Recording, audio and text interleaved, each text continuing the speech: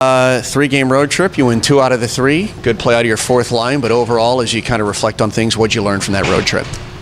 Well, you know what? It was a tough road trip. We had some tough travel in between the games there, but give our guys credit. We got 2 of the first 2 games. We had a chance to get the third one.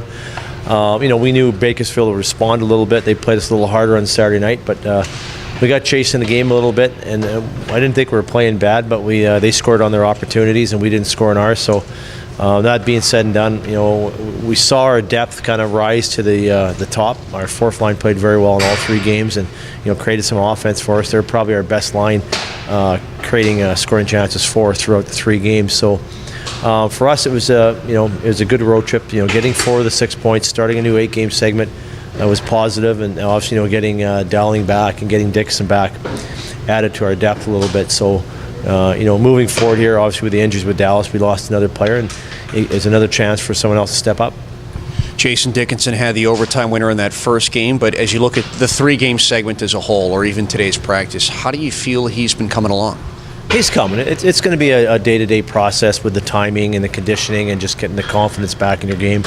I thought he played with a lot of adrenaline in that first game, and it died off the last 2. But when you're out for 6 months with an injury, it takes you a while to get your game back and feel that confidence and get into that everyday grind where you're just you go out on the ice and your game just starts to grow. And we know that'll come. He's gonna move up in the lineup here in the top 6 in the middle with Dowling called up to Dallas. So he's obviously going to get some more penalty kill time, some power play time moving forward. San Jose this weekend. This was a balanced team last year. I think you like to describe them as really 4 similar lines that just kept coming in waves. So do you see that same thing on film this year? How do you evaluate this San Jose team? Yeah, we're just watching the film right now, and looking at the roster they have. They've got some more youth in the lineup, some ex-Western Hockey League guys that I know, but they've always had pretty good balanced teams with 4 lines that can play hard and in your face, and they play that grind-out style. So it'll be a good test for us. Obviously, they're in our conference, and we want to make sure we get the wins. But again, when you have these back-to-back games, if you can get that first win, and then you have a chance to get the second one, they become 8-point weekends. So it's going to be a good test for us, and we're looking forward to it. What was your favorite dish from yesterday?